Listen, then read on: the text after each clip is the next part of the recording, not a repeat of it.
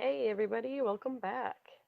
So for this week, it's just me this week, and I did that on purpose. I have interviews lined up for us for future weeks, but I also want to incorporate some questions that some of my clients might have that I think could probably help any listener with a horse tuning in. But I also want to talk about research. Okay, so you guys know I am a trainer, but I don't I want everybody to know that what I'm doing and the podcast that I'm making now and the videos I'm making now are because I want to help share information. I'm not trying to preach a certain philosophy. So growing up, I did the regular writing thing. Sorry, I'm thinking as I'm speaking at the same time. It's kind of easier for me to come unscripted. So let's get into some background and I will explain that I'm here to present research.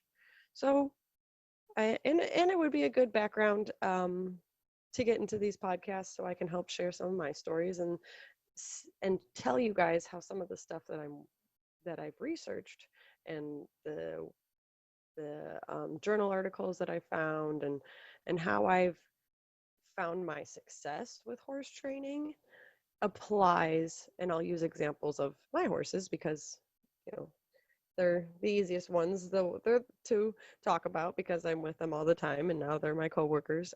But a lot of times I'll talk about some client horses as well with their permission or with some questions they may have. But to start off with, I was raised in a traditional riding facility. It was in the suburbs, so its main focus was just to be a business. And so they had lessons running, in the evenings and on the weekends, every half an hour, not even every hour, every half an hour. And it was a great place to start. There was a sense of community there. It was close to my house. Um, but growing out of that facility, I was satisfied until I met my match, and then I was not satisfied. So just the get on and go method, works for some. It did not work for me. I needed more. I needed to know not just how I was doing things, but why. Why was I doing this?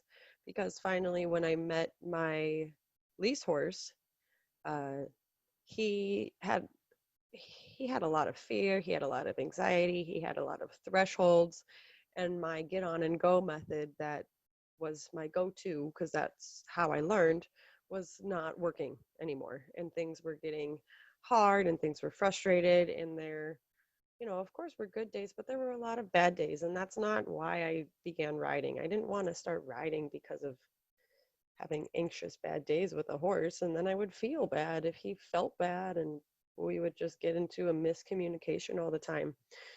So I actually leased this horse in college after my first horse had passed, and so the horse was very different. I mean, I grew up riding like 5 horses a day to work off my board and at a sale barn. So they were getting horses in and getting horses out. But I got used to my horse, and that's who I bonded with. And that's when I really began to trust the idea of having a relationship with your horse and not just get on and go. So my horse lived for 6 years. He was older than me. He was a hand-me-down. He was awesome. He was a hot little brave thoroughbred. And this horse that I began to bond with, it was completely different.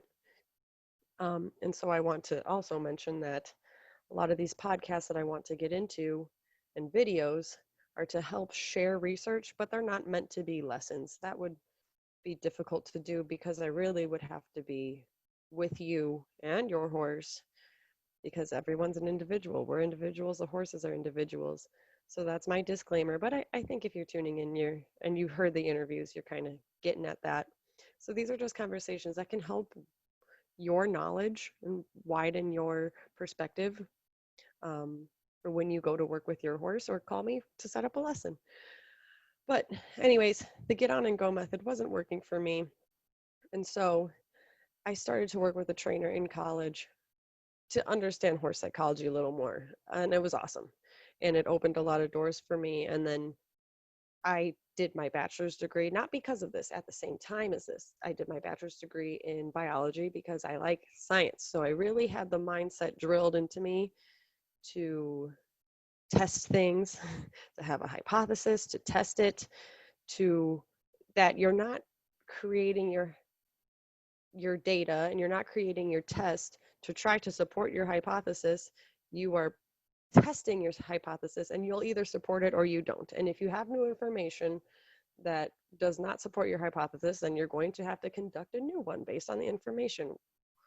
I think we're in the horse world and the world kind of these days, we're so into finding the information to support our claim because it's our claim and it's correct no matter what.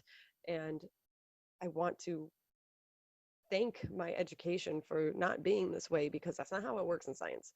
It has to, and it has to be measurable so that anyone can go back, look at the methodology in the study, conduct the same experiment, and hopefully get the same results if it's conducted the same. And if it's under peer review and that's not the case, well, then researchers got to go back and try to find the fluke and test again and do a different type of test or change the support. It's just critical thinking with trying to get measurement so we know it's discovery. It's not filling in the blank to make me the smart person or appear the smart as the smart person. It is purely discovery out of curiosity, trying to create the least bit of bias as possible. So, minoring also in psychology, starting to get into equine psychology and seeing the results in front of me with the training is exactly why I got into what I got into. And going into graduate school, I studied theater studies. However, I was at Illinois State University, so they have a circus.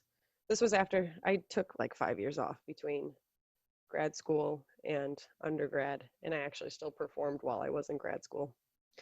But in those 5 years I performed, so I started working in the circus. So when I went back to grad school, I did theater studies, but my thesis was about um, ethics in the circus with horses and a lot about the theme and how we can dress up one show in glitter and circus attire, and we can dress up another circus show but in these earthy elements, and the audience has a different perspective based on the theme of the show even though they're looking at the same thing. So anyways, you could read it. It gets a lot into that, but my thesis was interdisciplinary.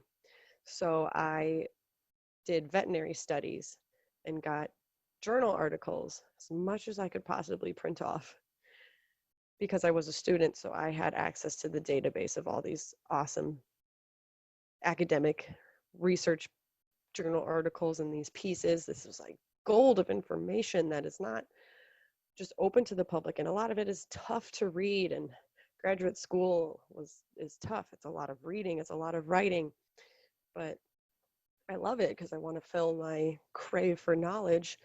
But you don't see this kind of stuff when you're going to take a riding lesson. They just tell you what to do and you just trust it and go. Or something maybe doesn't feel right in the back of your head and you still go with it anyways. Or the research is telling you one thing and you're doing something different based on emotions or instincts, and that's not actually how it's done or the message that's getting through to the horse anyways. I just want to make the research available for my listeners, for my friends, for my clients, and help you guys in ways that it helped me. So when I was in grad school and I was writing my thesis, I got my hands on all these articles from vets and animal behaviorists and psychologists, and it was awesome because all the claims in the information was backed. It was backed by empirical data. It was peer reviewed, and you can read through and read exactly how they got those results. I mean, to the point of heart rate monitors on horses, to measure heart rate, to measure cortisol levels. That's a hormone, that kind of fear, cortisol. And so this is why we want to look at the information and make sure we're trusting our sources. And the same goes for a horse too. And I want to say especially your horse, because you can't talk to your horse. We do a lot of anthropomorphism. We say, oh, he thinks it's cute, or when we were going through that ditch, he got scared. And oh, we can read that the horse is scared. And even on this podcast or these videos, we speak anthropomorphically, and that's okay, because sometimes that's how we communicate the point, as long as we know that that's probably not accurate to what the horse is thinking. We might be able to read the horse's behavior, which, in case you guys didn't know, I've mentioned this before, that they have more facial expressions than dogs. Um, so if we get good with our horses, we're going to know, we're going to be able to read them and see if something's bothering them, if they're pawing out of anxiety or anger or impatience. And you have to read the situation too. If my horse is on the cross ties and I'm scooping grain in front of him, well, he's getting impatient. Context clues. But the anthropomorphism I'm talking about is when you're training, and you know, a lot of people mistake health issues for behavior, because they're reading the horse and then they're filling in the blank. And this is where the research I want to introduce to you guys is going to help fill in the blank. Like if you're doing a trick and your horse is bucking, I've heard it go, oh, the horse is messing with me. No, how can we assume that? The horse has no idea why the concept of money, the concept of performing or working, he has no idea why this, you know, almost primate of an animal, human, is doing the things it's doing on its back, but hey, he's not getting hurt, so he just goes along with it. And that's, I mean, that's one reason why horses are just so amazing. But we cannot assume that they have this higher thinking. If he's messing with you, quote unquote, messing with you, or he's misbehaving, or his behavior is not what you would like it to be, or it's an ill-mannered behavior during a certain trick. Well, let's take that anthropomorphic assumption out, and maybe he's got a health issue, or maybe there's a certain spot in the arena that he's spooking at. I mean, we can use this research to actually get to the bottom line, and that will just be way more fair to your horse for you to get to the bottom line. I mean, sometimes we can be wrong because we're human, but if you're going to go that far to do the research, you're going to at least be getting better, and you're going to at least be trying. And just like you ask your horse to try all the time, that's all that they can ask, is that you try to understand them. So let's talk about some of all the stuff that I scooped out of that database, that library, because I knew my time was limited with it. So I actually have stacks and stacks of things that I printed, because I knew that as soon as I was out of graduate school, I wasn't going to have access to this stuff again. So let me share with you guys something I want to talk about today, which is one of the more basic elements we can get into. And I don't want to say basic, but more of the foundational things. I like to try to think of understanding the horse in a stepwise function. So before I can read their behaviors, I cannot address their behaviors with a certain method if I can't read their behaviors. And I can't read their behaviors if I don't know how they think and operate. So let's talk about that today. Let's talk about the way horses think.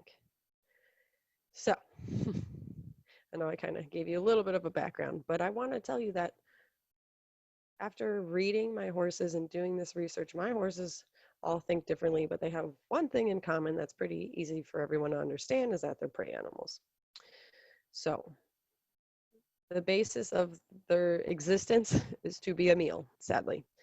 But we can help them, and they're super adaptable. And I think we have such a long history with horses in the way that we create relationships.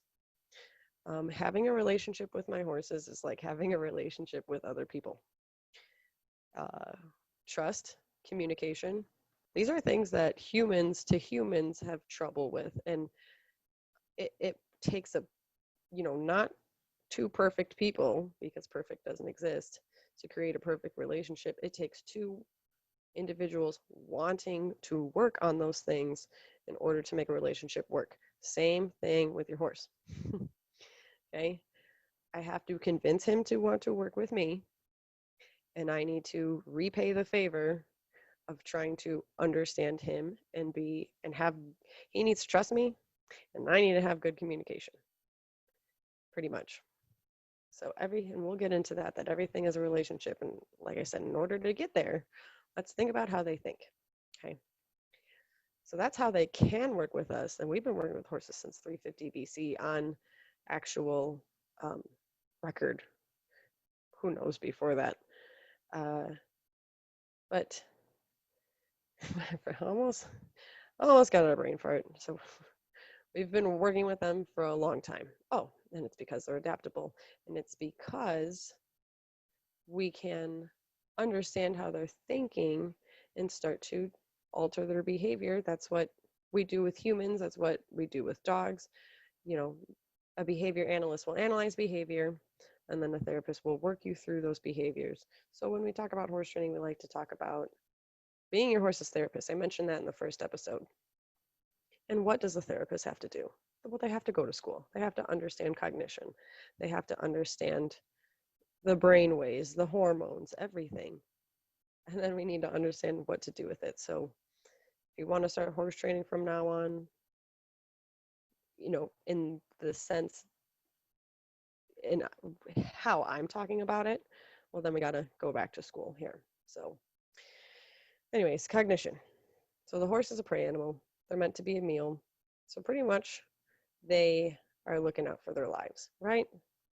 Fight or flight animals, most likely they will run. But if they're in a situation where they won't run, they will fight. Okay? If you are not a threat to the horse, he has no reason to run. It's quite simple.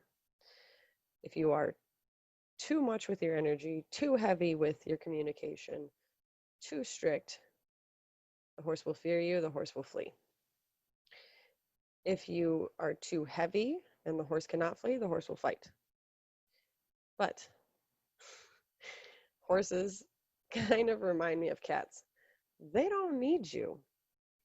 They're not here to please you like a dog, okay? Because the horse is totally happy on its own. If he's got food, water, socialization, he doesn't need you. So there's a nice fine line about having his interest and having his trust, okay? And especially when you start to ask the horse to work. Now, there's one term I want to get into before we even start, that there is a thing called learned hopelessness. So you stick a rat in a cage, it knows that eventually that it's never going to be able to escape. It just gets depressed and is almost like dead on the inside. Same with your horse, okay? So if the horse is stuck in this routine where it's going in the stall, it's coming out, it's getting ridden heavily, it's going back in the stall. Horses have spirit, but you can quote unquote break their spirit and then they're really behaved, but they almost look dead in the eyes. It's awful. I see too many horses in it. But that is a state of learned hopelessness. So when I want to study the horse's cognition, I still want my horse to be a horse. And it feels good to see my horses out in the pasture and playing. And because if we're going to have a relationship, I want his part of the deal to work with me and do some awesome trick riding, do some trick riding for kids, be a safe horse to ride on and go on adventures. And, they're nomadic by nature. So I believe that they enjoy getting out and more than the pasture or more than the stable. And I do too. So if we can have that, I also have to hold up my end of the deal. At that point, it's a prisoner. If you are not allowing them to be horses and have their space, he grants me my space. I can get away from my horse anytime I want. I'm self-sufficient. He's self-sufficient too. So if your holding the horse back from being a horse. You're not really going to have a horse anymore. Sad but true. It's going to be harder to work through, not necessarily harder, but you'll get more challenges if you're constantly having to read behavior, just like in a relationship. You're constantly having to work through the dynamics and adjusting and shifting until it's what you want it to be. But, you know, you would be, think about how much of a monster a human would be if you just took a child, locked it in the closet, took it out whenever you wanted, made it mop the floors and clean everything, and then you locked it back up. Um, just think about your horse that way. Okay, so, right, the relationship. I keep talking about the relationship because it's so important. I want to keep getting back to it, but it is important. So half of it's the relationship, the other half is understanding. So the horse, how it thinks. I want to present this to you before I keep going off a tangent. Horses think in pictures. Okay, this is going to help you with that anthropomorphism, because I ask my students, do you think your horse has an inner monologue? And some go, yeah, kind of, maybe. I said, no, they are nonverbal animals. You only hear the horses yelling for each other when they cannot see each other. Okay, they're not really nickering at each other when they're in sight. When they cannot see each other, then they are verbal, but for the most part, they are nonverbal. Okay, I'm going to give you a name here for you guys to look up, but Temple Grandin. Temple is in her 70s.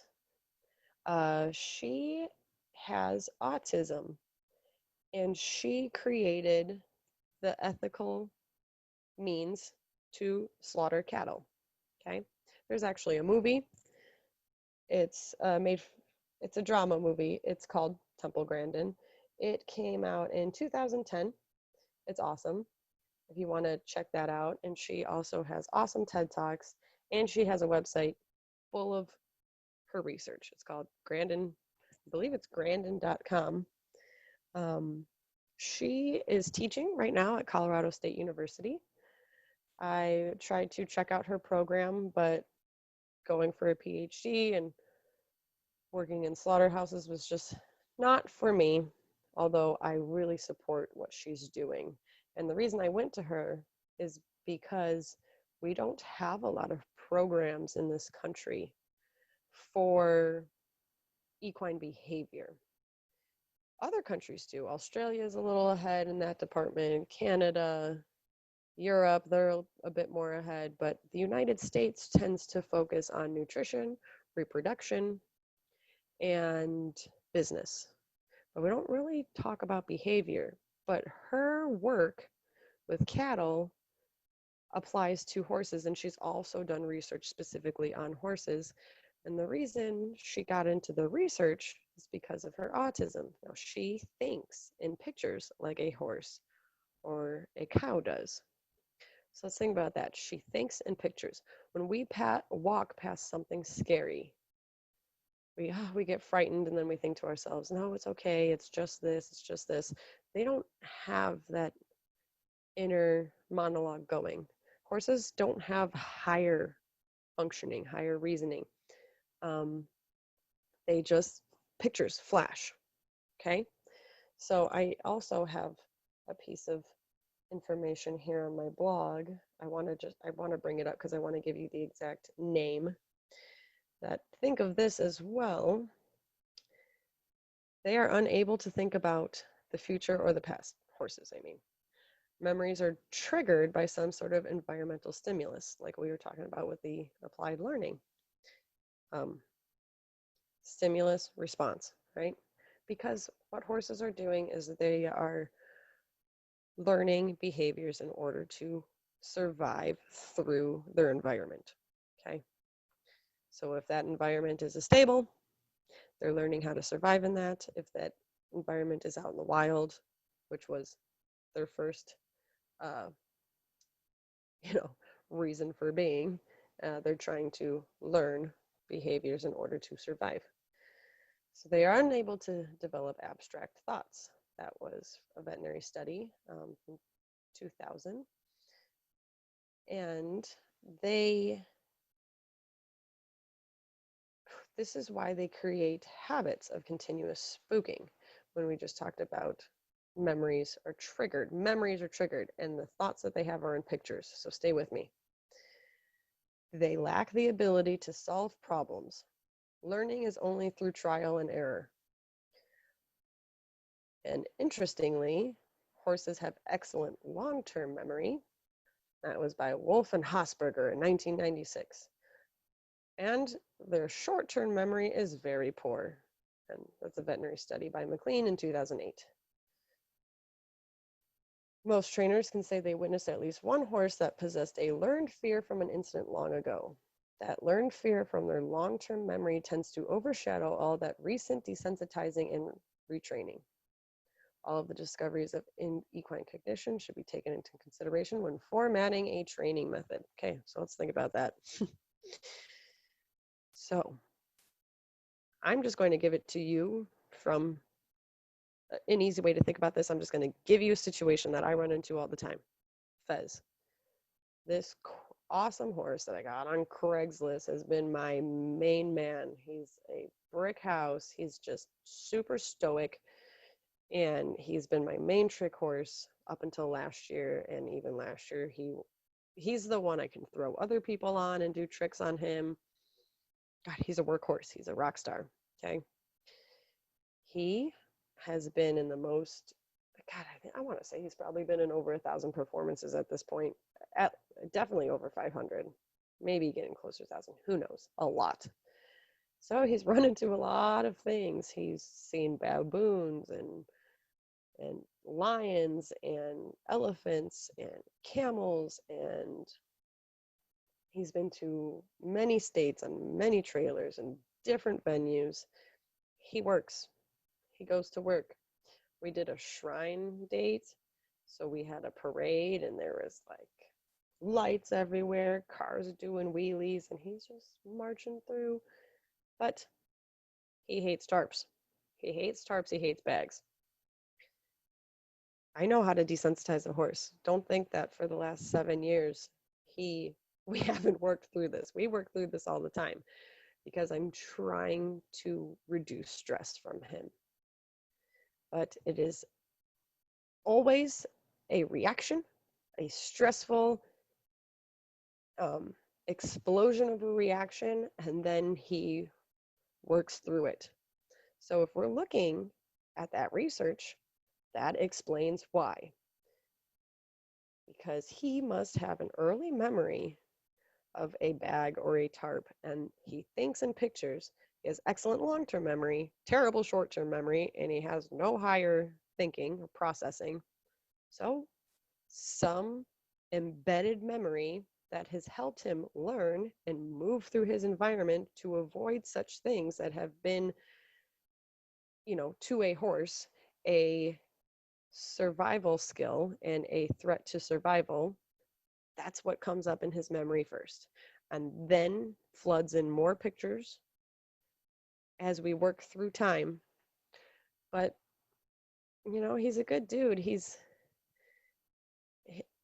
He can get over things, but that's what happens first, and that's okay. That your horse isn't broken, but those first memories and those first behaviors and responses to stimulus and how to survive are the initial engraving process in a horse's memory. That doesn't mean he can't get over it.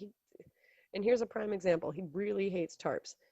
He lived in a tarp shed last year when we were on the road. Often our stalls have like the sunshade or the tarp. He's okay. He's okay. And I take the time and the effort to just work with him. But there's a prime example of how a horse thinks. Horses that get in the trailer, right? Horse trailers, and this is from a veterinary study, a horse trailer is 100 times. You have an incident on your 101st time. That horse is more likely to walk into that trailer again because he has 100 good experiences that he's referring to as he's encountering things in his mind and using his memory on how to behave to that object or that stimulus or something causing him stress. But you take a horse and you put him on the trailer maybe the second or third time when you're still engraving those first scenarios, right? Those first encounters where the horse is figuring out how to think through this. Then you have a trailer incident, you are more likely to have issues from there on forth. You can work through them, but it's going to take a lot more, and you probably always have to work through a little something, at least in the beginning, every time you go on the trailer. And this is why we encounter so many things with our horses where we go, I hear it all the time with riders. He doesn't care about this, but he cares about this. It's so simple. I don't understand how he cares about this, but not this. Well, that's probably why, because of something in their memory from an early state that once they encounter that's their thought process.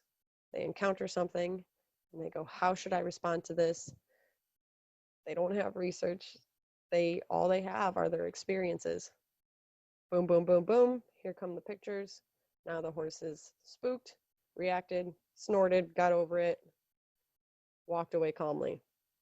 Might be a short-lived event, but that is the thought process. So if you guys want more information, I'm going to keep talking. I don't even know where we're at in time. I wish I could tell.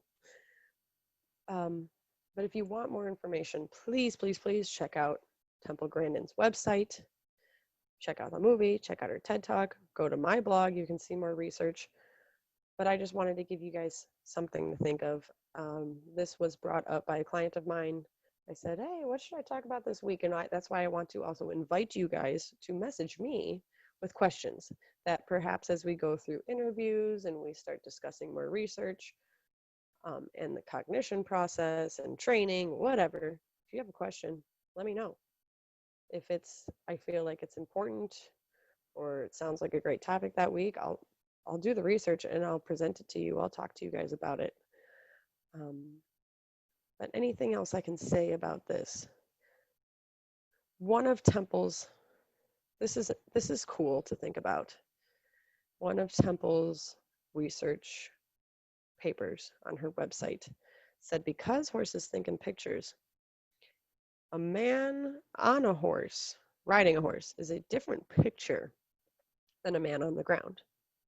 So if a horse was abused by someone on the ground, it's likely that they will actually be okay being ridden. It's two different pictures. I've seen this happen. I've heard about that. So just think next time you go walking with your horse and you see him shy at something or the ears go that direction, the attention's on something, just think about those pictures and don't get tunnel visioned into what you're doing. Think about how you're creating pictures. Even if you have a hat on.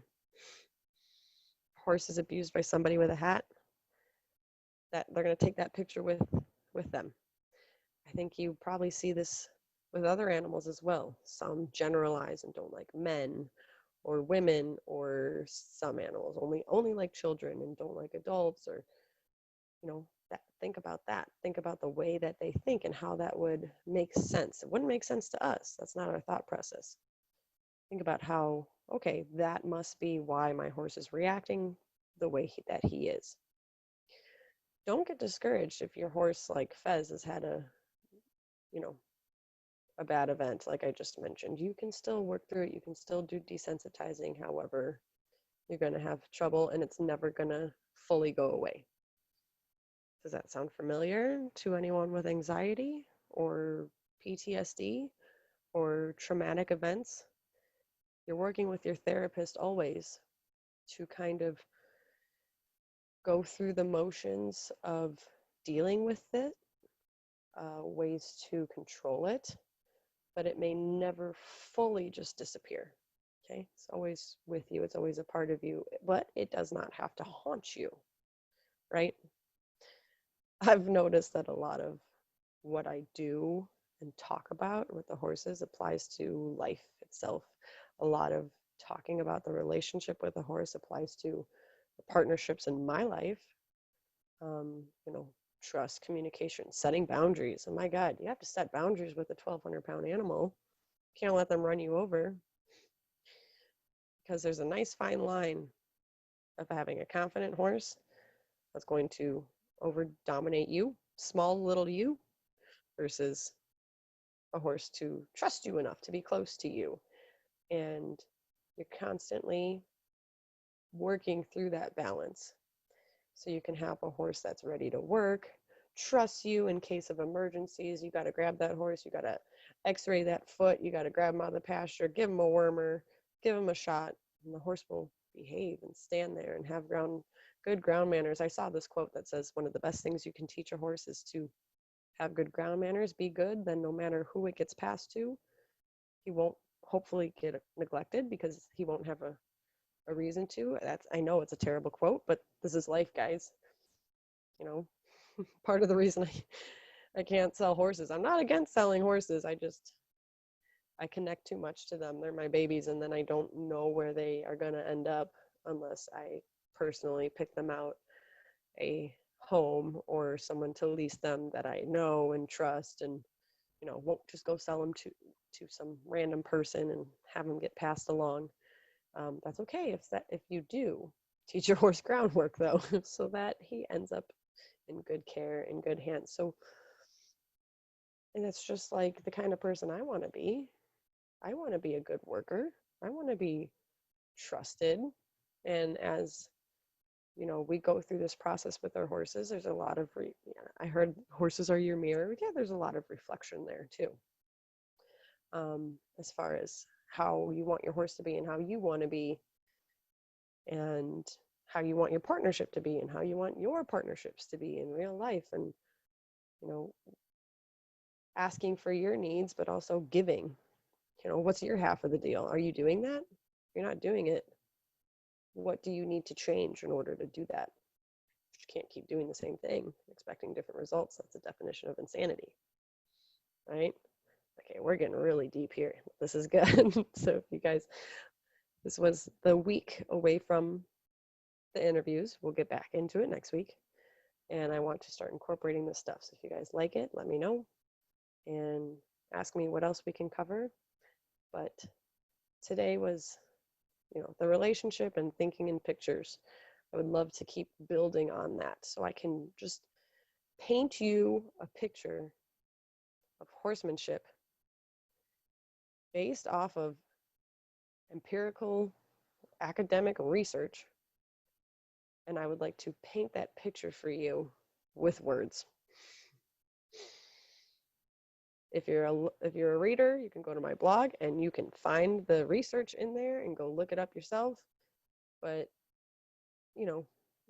I listen to podcasts while I'm driving or while I'm working if I have a mindless activity to do, because my day's really busy. It's really hard for me to sit down and just read, and it's hard for me to focus.